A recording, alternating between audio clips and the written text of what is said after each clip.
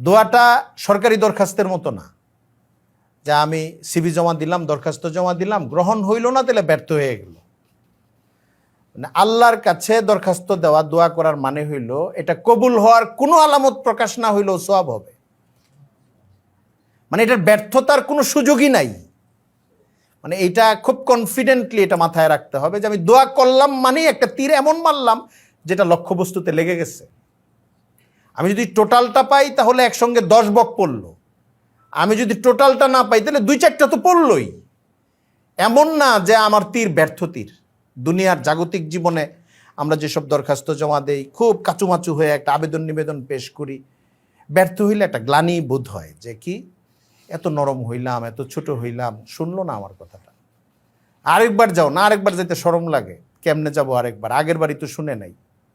এই যে গ্লানিটা আমাদের দুনিয়াতে আসে এই জন্যে যে আমাদের ব্যর্থতা কাজ করে মনের মধ্যে, যে হয় নাই তো, পারলাম না তো, ছোট হইলাম, অযথাই ছোট হইলাম, হইল না তো।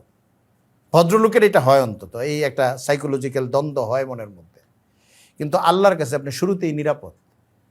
আপনি মানে দোয়া করার অ্যাটেম্প নিছেন যে আল্লাহ, মানে আল্লাহ শোনার জন্য তৈরি। ইদা সাআলাকা ইবাদি আন্নি, যখন আমার ব্যাপারে আমার বান্দারা জিজ্ঞাসা করে আপনাকে, আপনি বলে দেন ফা ইন্নী করিব, আমি কাছেই আছি। উজিবু দাওয়াত দা ইজা দান, আমি আমার কাছে যারা আমাকে ডাকে, যারা তাদের ডাকে সাড়া দেই যখনই ডাকে। সুতরাং আর হাদিসে আছে আর দোয়াউল ইবাদা, দোয়া একটা আলাদা ইবাদত, স্বতন্ত্র ইবাদত। কবুল হইলে তো হইলই, দৃশ্যমান কবুল যেটা, কবুলেরও তো কয়েকটা কাইফিয়াত আছে দোয়ার হাদিসের ভাষ্য অনুযায়ী।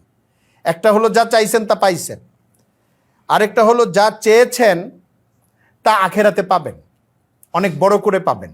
দোয়া কবুল হয়ে গেছে, সিমটম এখন আমি দেখবো না, বুঝবো না, আমার গায়েব জানার ক্ষমতা নাই বলে আমার এটা বুঝারও ক্ষমতা নাই যে দোয়া কবুল হয়েছে কিনা।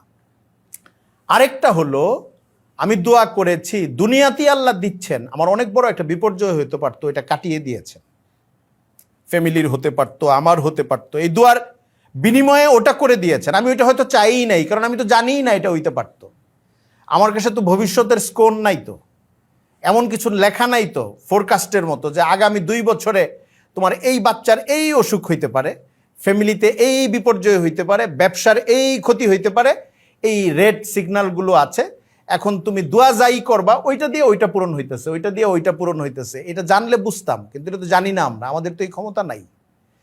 ফলে খুব খালেস দিলে আল্লাহর কাছে সাধারণ দোয়াও যদি করি, বাংলাতে, আরবিতে, মাসনুন অথবা মাসনুন দোয়া মনে নাই, সাধারণভাবেও যদি করি, আমার দোয়ার মানেই হলো আমি 3টার যে কোনো একটার মধ্যে ঢুকে গেলাম। হয় আখেরাতে এটা আমি পাবো, দুনিয়াতে কোনো বিপদ কাটবে, অথবা আমি নগদ পাবো। আমাদের ভেতরে অনেক সময় বেকুলতা আসে। বেকুলতাটা কি? এত দোয়া করতেছি, কোনো কাজে লাগতেছে না, কত সংকট যাচ্ছে আমার।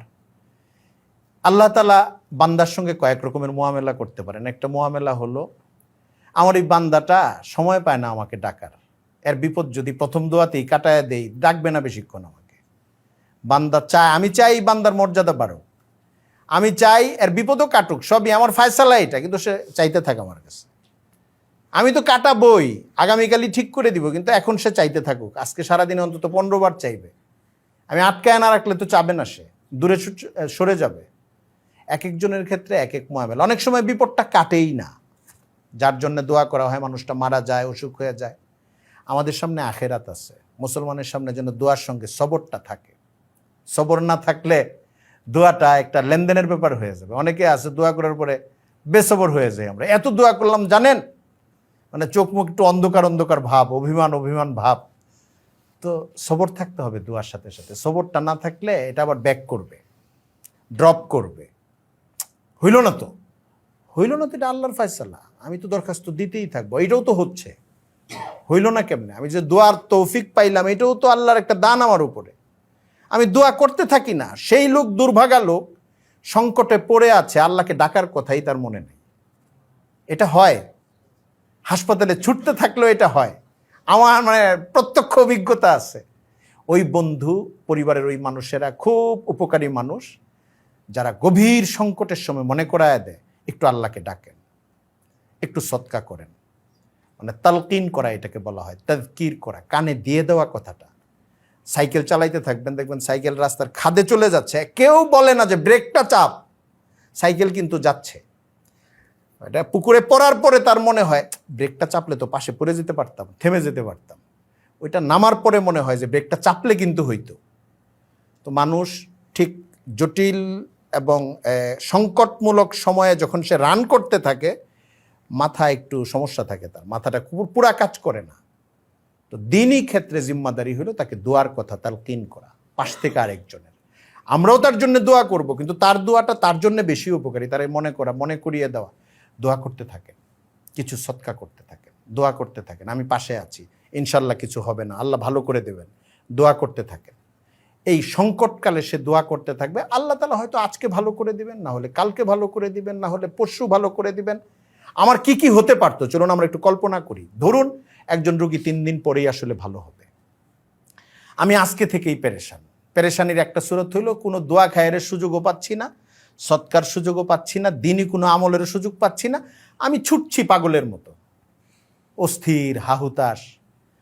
আমি আসলে কোনোই সওয়াব অর্জন করতে পারলাম না এই সময়টায়, আল্লাহর কাছে হাজিরা দিতে পারলাম না। 2 নম্বর হলো, আমার এই অস্থিরতাটা আমার অনেক কষ্ট বৃদ্ধি করেছে যদি আমি নিছক অস্থির হয়ে থাকি।